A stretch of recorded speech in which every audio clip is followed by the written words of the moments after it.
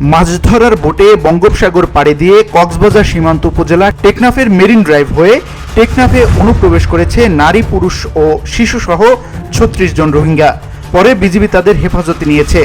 রোববার দুপুরে টেকনাফের মেরিন ড্রাইভ সাবরাঙ্গীর মুন্ডার ডেইলঘাট এলাকা দিয়ে প্রবেশ করেন তারা।